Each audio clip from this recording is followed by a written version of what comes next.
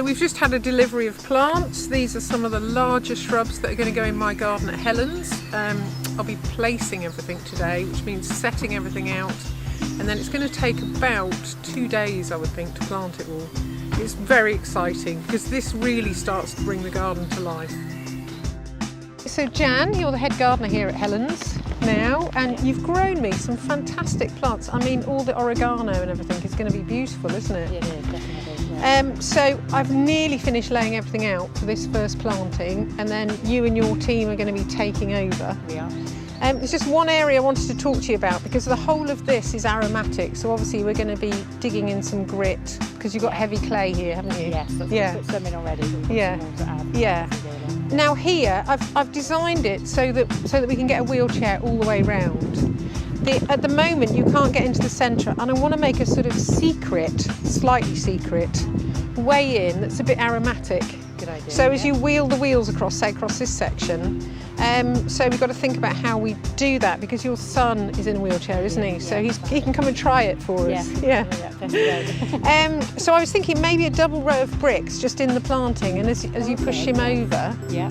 And what do you think we could plant? This is a little bit more shady here, so it's a bit more difficult for scented plants. I mean, I wondered about lily of the valley would do well, but then it's only certain times a year. Yeah, that's it. Chamomile maybe, but I don't think chamomile might not be sunny enough. Maybe some more of the oregano.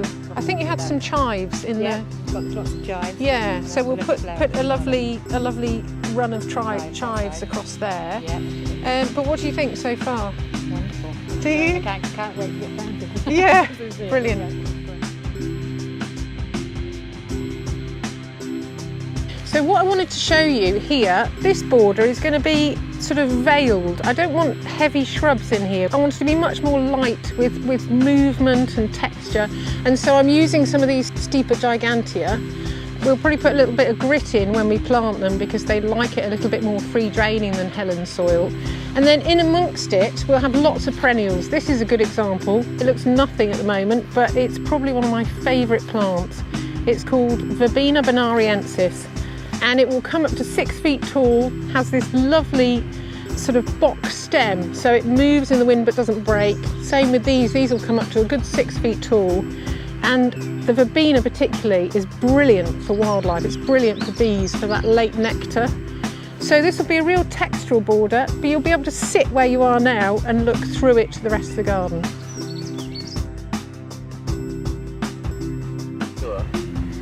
So now I'm setting out according to the plan.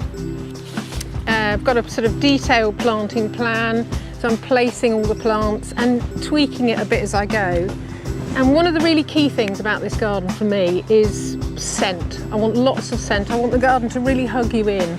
And this is a classic plant. It's just finishing now, but it's still giving us a lot of scent. And this is a skimmia. It's one called Kew Green. It's a beautiful plant. It won't berry up like the other skimmias, but for scent and all year evergreen structure, it's fantastic.